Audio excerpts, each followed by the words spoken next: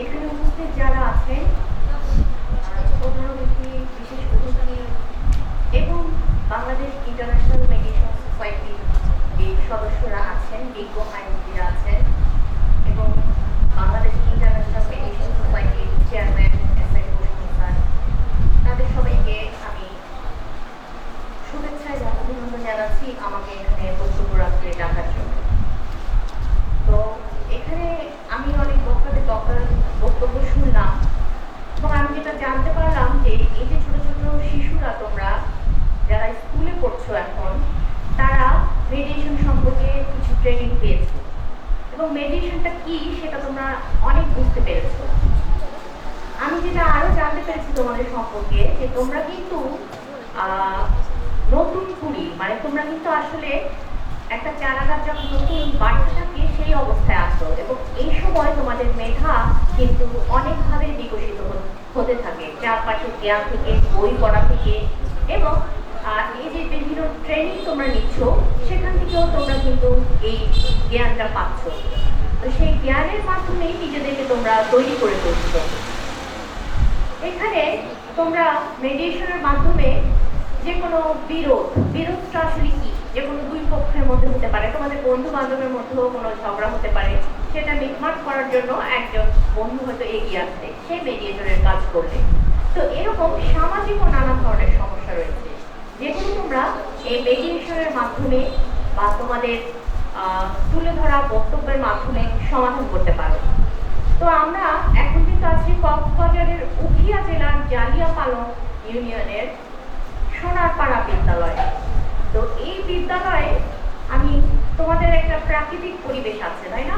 তোমাদের বিদ্যালয়ের আশেপাশে বা তোমরা যে বিভিন্ন এলাকা থেকে আসছো স্কুলে পড়তে, বিভিন্ন মহল্লা থেকে আসছো, পাড়া থেকে আসছো, তো এর আশেপাশে একটা নদী আছে, তাই না? নাফ নদী। তো সেখান থেকে নানা ধরনের আমরা শুনতে পারি, খবরের কাগজে আমরা ঢাকা বসে দেখতে পারি, তোমরা তো এখানে থাকো, তোমরা আরো বেশি হয়তো প্রত্যক্ষ করতে পারো, নানা ধরনের খারাপ লোক যাদেরকে আমরা বলি, সমাজে যারা হয়তো নানা ধরনের দুরভিসন্ধি বা খারাপ উদ্দেশ্য নিয়ে তারা থাকে, হ্যাঁ, নানা ধরনের অসৎ উদ্দেশ্য নিয়ে তারা আসে, তারা হয়তো তোমাদেরকে কোনোভাবে কখনো তোমাদের সাথে তারা তোমাদেরকে বাধাগ্রস্ত করতে পারে বা এরকম কোনো পরিস্থিতির মধ্যে তোমরা পড়ে যেতে পারো। তো সেই সময় তোমরা এই যে মেডিটেশন বিষয়ে যে নলেজটা গ্যাদার করলে, সেই নলেজটা কি আসলে, কেউ যদি তোমাকে উত্তেজিত করার চেষ্টা করে তুমি উত্তেজিত হবে না, কেউ যদি তোমাকে আঘাত করার চেষ্টা করে মানসিকভাবে বা শারীরিকভাবে, তুমি সেই সময় পাল্টা আঘাত না করে কিংবা ভেঙে না পড়ে তাকে কথা দিয়ে, তোমার মেডিটেশনের যে ট্রেনিং সেই কথা দিয়ে, হাসি দিয়ে, নানাভাবে ভুলিয়ে রেখে একটু অপেক্ষা করাবে। কারণ তোমরা জানো এখানে বিজ্ঞ বক্তারা বলে গেছেন যে বাংলাদেশ মেডিটেশন সোসাইটির সাথে কিন্তু প্রশাসন রয়েছে, আইন শৃঙ্খলা বাহিনী রয়েছে এবং সেই প্রশাসন এবং আইন শৃঙ্খলা বাহিনী যারা রয়েছেন তারা কিন্তু তোমাদেরকে তখন সেটা দিতে, সেই সময়টার মধ্যে যেটুকু সময় তোমরা তাদেরকে আটকে রাখতে পারবে তোমাদের কথা দিয়ে, সেই সময়টুকুতে তোমাদেরকে উদ্ধার করতে তারা চলে আসতে পারবে। তো এরকমই তোমাদের যেমন সাইবার বুলিং সহ নানা ধরনের প্রতিবন্ধকতার মধ্যে দিয়ে মেলে যেতে হয়, তোমরা আরেকটু অন্যরকম একটা জায়গায় আছো, কক্সবাজারের উখিয়া, যেখানে আরো নানা ধরনের বিপদের সম্মুখীন, যেটা আমি একটু বললাম, হতে পারো। তো সেই সময়ে তোমরা তোমাদের এই ট্রেনিংকে কাজে লাগিয়ে সেই পরিস্থিতি থেকে উদ্ধার পেতে পারো।